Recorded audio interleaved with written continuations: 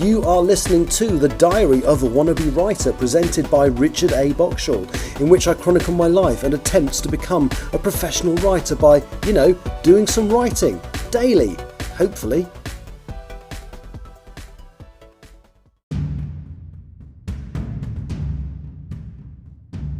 Hello, it is Tuesday the 25th of June 2024. Welcome to The Diary of a Wannabe Writer, still in New York. It's a mere, 12 or 13 hours since I did the last podcast, and the reason for that is quite simple. We're flying home quite soon. So in fact, although I'm recording this, it's 10:30 in the UK, it's actually 5:30 in the morning in New York, the city that never sleeps. It may never sleep, but I certainly have done, because I had plans to do loads this morning, because I thought, well, if I go to bed, I basically decided to spend this trip on UK time. So my plan was go to bed at about 10 o'clock, get up at about 7 or 8 o'clock, which gave me 2 hours before our alarm call to do a bit of work on Empress of the Trees.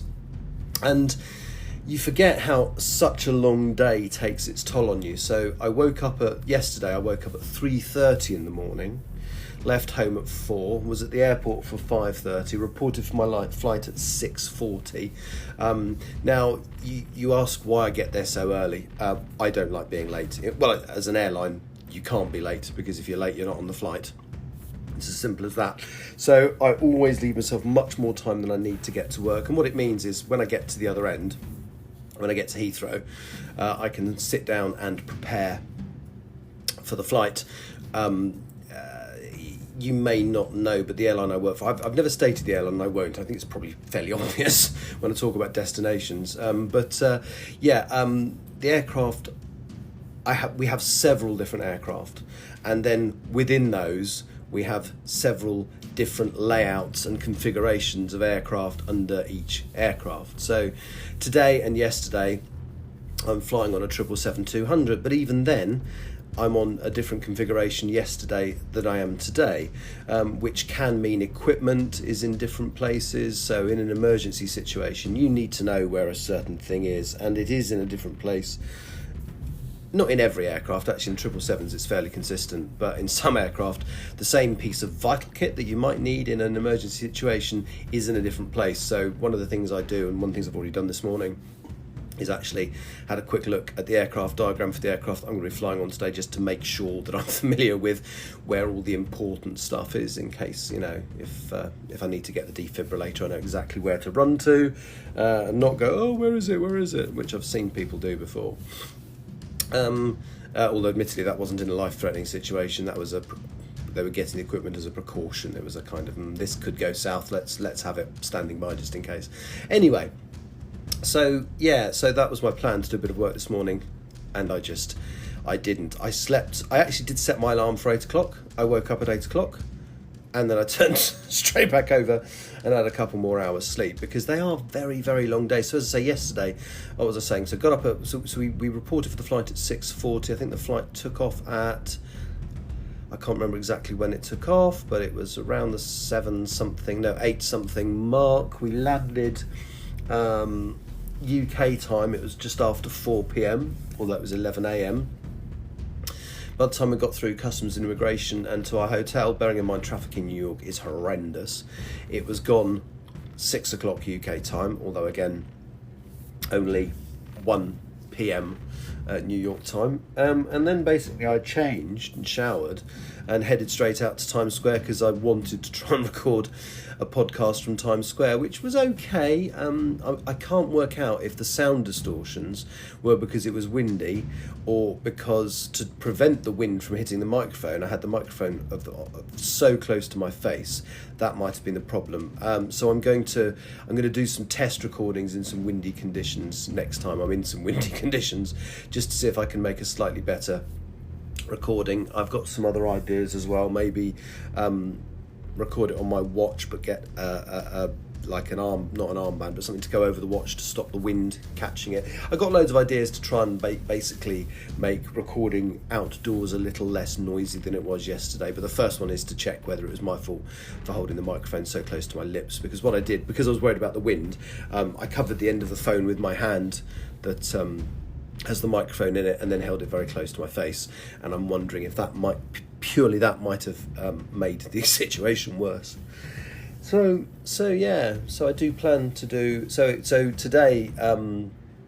We are picked up in 25 minutes.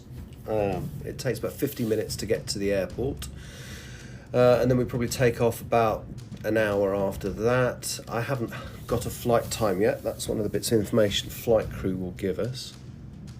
But normally it's much quicker getting back across the Atlantic than it is coming to the USA. So I anticipate possibly even under 6 hours. It could be a quick one, but certainly around the 6.5 hour mark, absolute tops. And bear in mind it was 7 hours 20 to get here yesterday. That is quite a difference. That's basically it. I will get home. We're due to land. I can't remember the exact time we're due to land. Hang on, I have it on my Apple Watch. Not sponsored.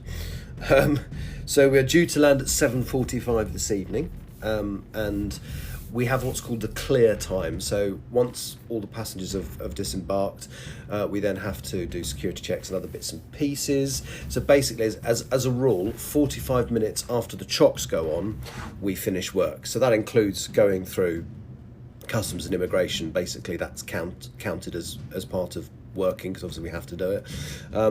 So in theory I would have cleared, as we call it, by 8:30, which means I will hopefully be back at my car by about 8:45, which means I'll be home at 10:15 tonight. So it's a long day, so you can understand, and that's a long day even though it's a relatively short flight. So you can understand why I'm recording the podcast now rather than at 10 o'clock tonight, where I'm basically just going to want to throw my hands in the air and go, I'm tired, I need sleep, in a very theatrical way.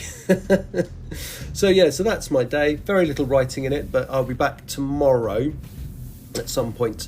I do want to get chapter 30 signed off, so I'll be doing some work on the English e-key. No, I won't, because that's finished. I'll be doing some work on Empress of the Trees tomorrow from home on a live stream. If you follow me on my various social medias, how to find them is listed at the end of the podcast. You can catch me on various social medias, and Instagram. I try and put a little trailer up about an hour before I go online to do some work. So if you follow me on Instagram, you will probably have the best idea of when I'm about to go live. I should probably tweet it and do all the other things, but I never do, because it seems like an awful lot of effort. Anyway, thank you for listening. I'll be writing again tomorrow. Take care. Bye-bye.